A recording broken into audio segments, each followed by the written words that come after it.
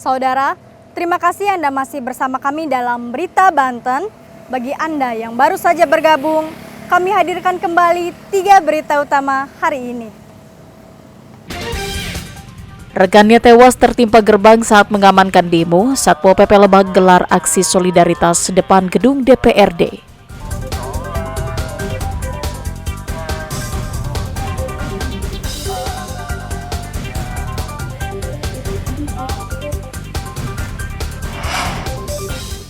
Pemilik ruko di Tangerang Selatan ditusuk orang tidak dikenal saat sedang tertidur.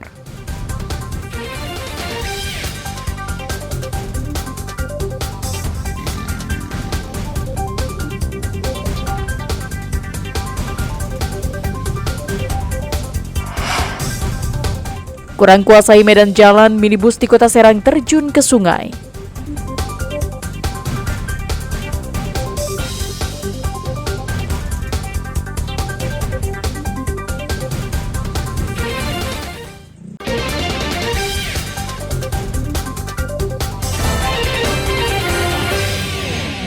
Inilah tempat kegiatan belajar mengajar milik Yayasan Panti Asuhan di Kecamatan Pinang. Tak terlihat lagi aktivitas seperti biasanya. Bahkan bangunan tersebut telah dipasang garis polisi oleh personil dari Polres Metro Tangerang Kota. Tempat beristirahat santri yang diduga dijadikan sebagai tempat pelecehan seksual juga sudah dipasang garis polisi.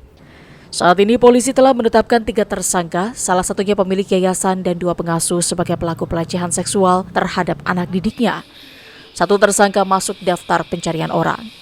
Yayasan yang beroperasi sejak tahun 2006 ternyata tidak pernah memiliki izin. Dinas Sosial Kota Tangerang memastikan yayasan tersebut tidak pernah mengajukan izin pendirian Lembaga Kesejahteraan Sosial atau LKS secara resmi kepada pemerintah daerah. Tak hanya itu, pihak Dinsos Kota Tangerang bahkan tidak pernah menerima laporan dari warga setempat terkait aktivitas sosial yang dilakukan di panti asuhan tersebut. Menurut catatan kami, yayasan tersebut belum terdaftar sebagai LKS di Dinas Sosial. Kalau berdasarkan informasi yang didapatkan, sudah berapa lama Pak beroperasi yayasan tersebut, Pak? Selama ini saya belum mendapat kabar informasi tersebut.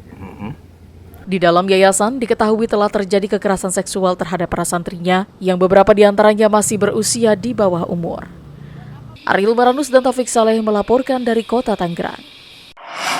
1 minibus terjun ke Sungai Bedeng di Kelurahan Kilasa, Kecamatan Kasemen, Kota Serang.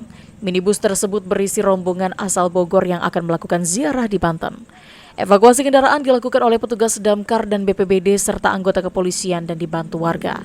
Kecelakaan bermula saat kendaraan tersebut sedang melaju dari arah Banten Lama. Sang sopir kaget setelah didahului oleh kendaraan lain. Selain itu, kecelakaan juga terjadi akibat sopir minibus tidak menguasai medan jalan karena baru sekali melintasi jalan tersebut. Di lokasi kejadian juga minim penerangan sehingga membuat sopir kesulitan melihat kondisi jalan. Setelah 30 menit, kendaraan tersebut akhirnya bisa ditarik dari dalam sungai. Dari Damkar Kota Serang menerima laporan dari rekanan kita dari BPBD Kota Serang bahwa telah terjadi laka tunggal laka tunggal 1 unit mobil Brio dengan 7 penumpang telah terjadi laka tunggal di kali atau sungai Bedeng. Ya. Lalu kemudian kami dari Damkar Kota Serang menerjunkan 1 regu tim rescue dari Damkar Kota Serang. Seluruh penumpang dan sopir kendaraan selamat dalam kejadian tersebut dan hanya mengalami luka ringan dan syok. Kejadiannya kurang lebih jam setengah 8 jam 8-an ya kejadiannya, kurang lebih segitu. Saya dapat info juga soalnya. Tadi saya langsung dapat cuma dapat infonya gitu. Tadi kondisi mobil seperti apa, Mak? Udah masuk ke dalam kondisi sungai? Mobil saya lihat udah masuk ke dalam gitu, Pak.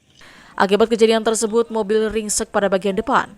Sejumlah barang-barang milik penumpang juga hanyut terbawa arus sungai, termasuk tas berisi uang jutaan rupiah dan ponsel milik penumpang.